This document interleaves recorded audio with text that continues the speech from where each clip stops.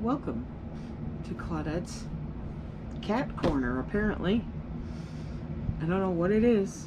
Every time I want to make a video, she's right here.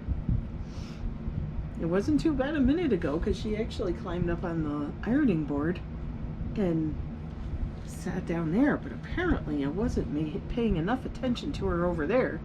So as soon as I got the camera ready, she decided to come over here. Oh. All right, so let's see if we can do something here working around her. All right, so I thought I'd do this video. I have been going through more of my stash. Takes a very long time, and I've been finding some interesting things. So I love going to tag sales when the weather's nice. Excuse me. I also got a little bit of that sinus infection, so bear with me. Not as nearly as bad as I had it last month, but I do have it again. And I usually gravitate towards the sales that say they have crafting items. So these little threads I like keeping around for hand sewing. If I need to make any, patches or sew up. My son has a slew of stuffies, and then sometimes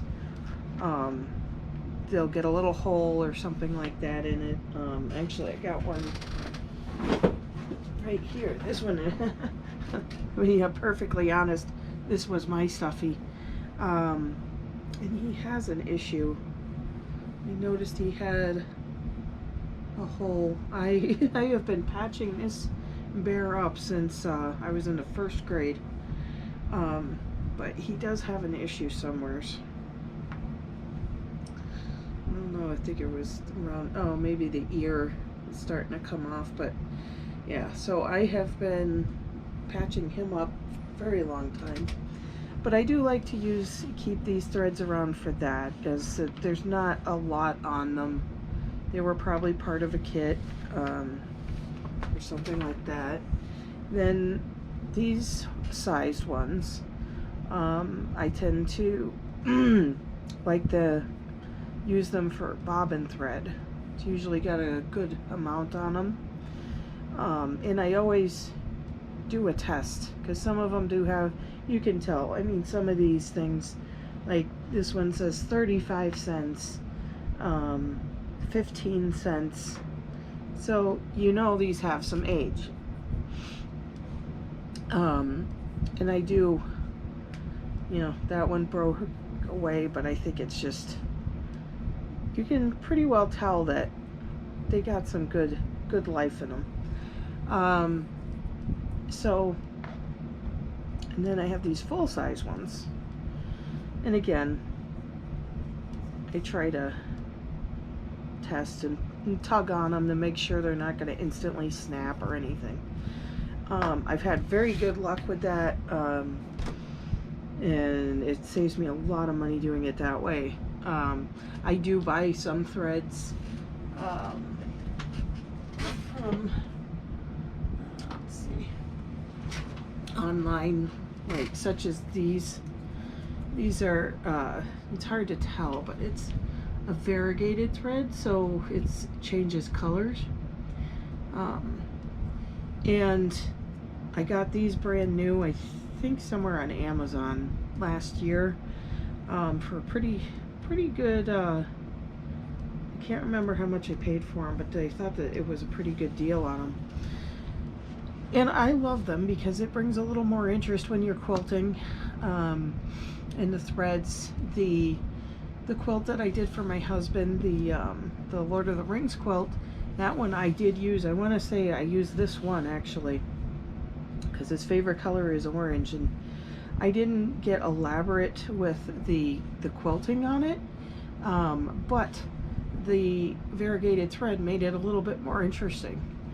And you could see the different colors, and it went well with the quilt because I was trying to do, the sashing was like a fiery background, So the orange, the different colors in the orange made it very interesting. Um, so other things that I found as I've been going through things, I found some more needles, which were in the bags of threads here. So, and these are Singer needles. Can't tell exactly the size. There's various sizes in here. There's 3 needles left. But it looks like they got jumbled up. So I'm not exactly sure which sizes they are, but they are Singer. And my machine is a Singer. So I will have to check on those and make sure I can use those. I found some new tissue paper, which I know I'll use that either with making a gift or... That was loud. I don't know why that was so loud. You know, doing presents and gifts like that in bags. I'll probably use that for those. I think a lot of the trick for me is going to be, once I get through my piles, I have to figure out where each thing is going to go, because it is driving me absolutely crazy. I have so much, and I am going through it. I'm getting rid of some stuff, and I'm trying to purge, but it's driving me crazy because I'm also, at the same time, I'm trying to think, well, okay, where am I going to put this? I know I can use it, but where am I going to put it? And then know where it is when I need it. Oh, let's see. So the next thing that I had picked up, and I'm not sure, some of these things I can use. These look like little buckles. I'm kind of thinking I like to make handbags.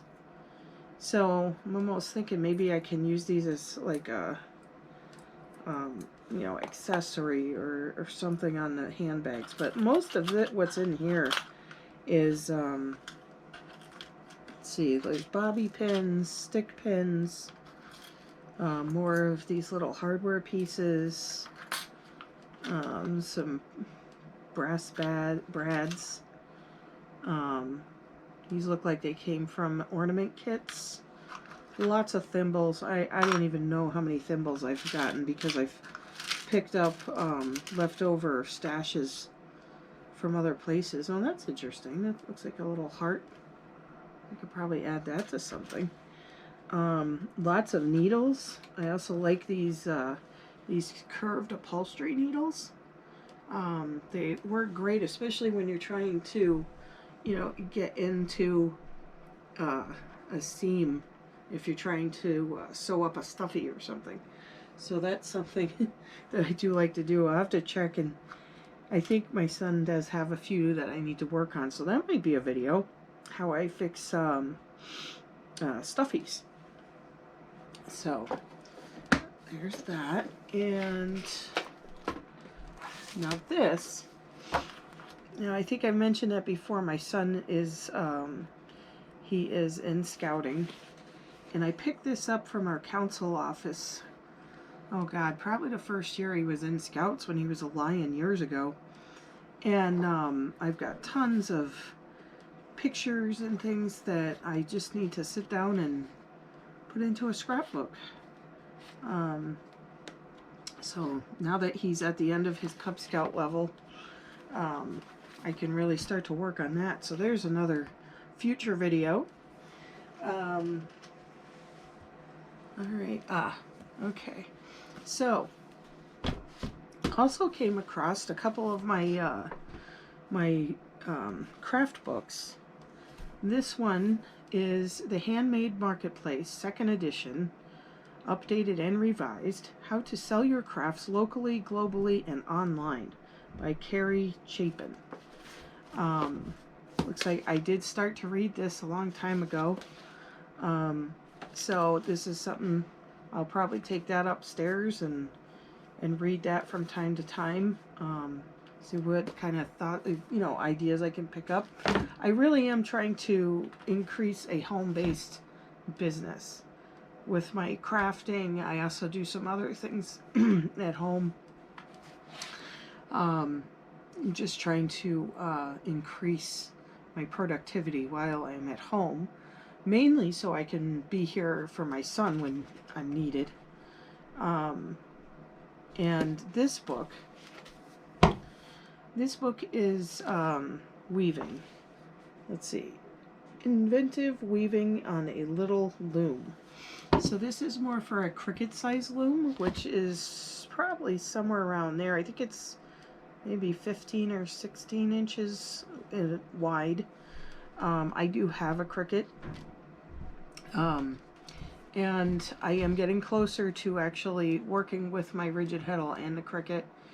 One big video, which probably wouldn't be until the weather got better, is getting the larger, I think it's an 8-shaft loom, out and finally trying to work with that. I have never worked on a loom such as that before. I have one, and we had to get some pieces made for it, which is done now. So I want to get that in working order and get to work with that as well.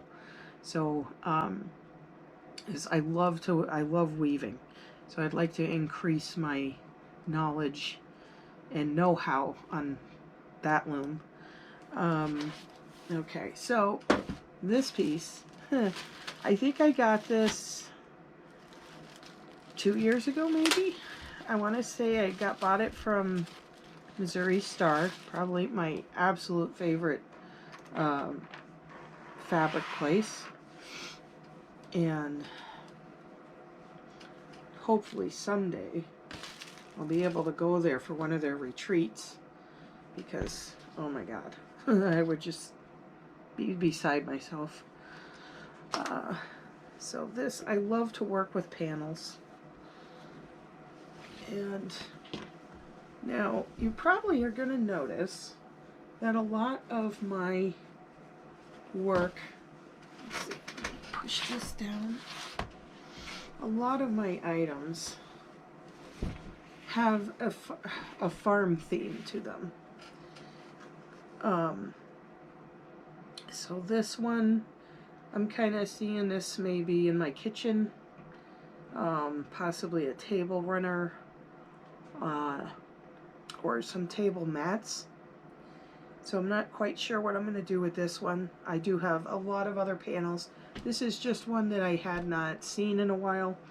It ended up in a box when we moved and finally got to the box.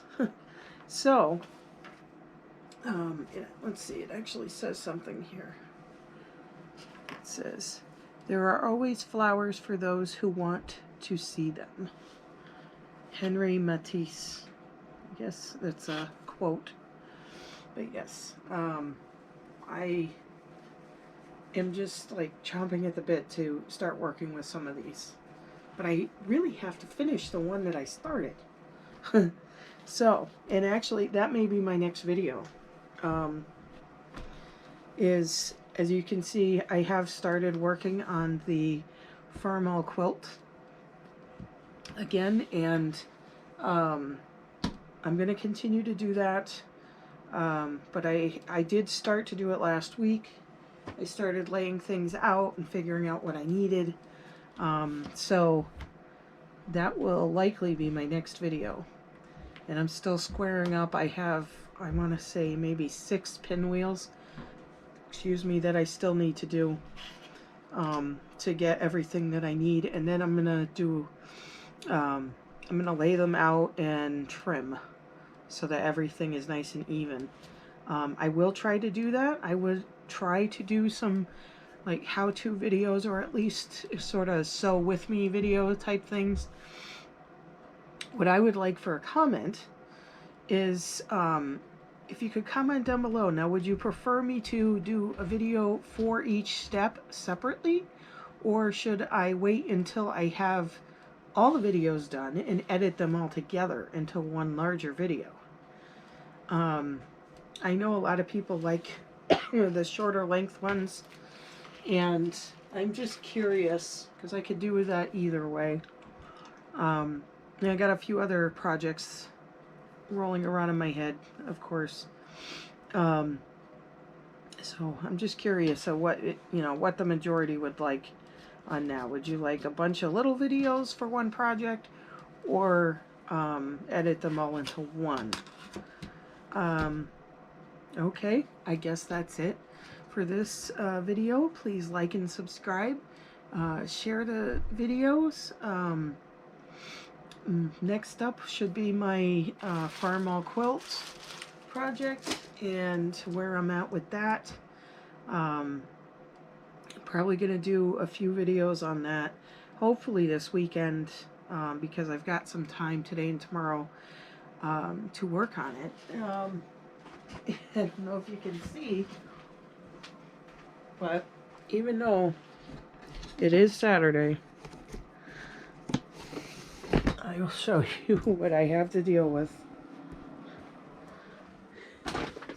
out our window. After all this time, we had barely gotten any snow, and then last week we got an ice storm, and then we got, I think, 6 inches, and now we're pushing on 12 inches. So, got nowhere to go. Excuse me. So, might as well do my sewing and my videos. So, okay. I'll see you in the next one. Bye.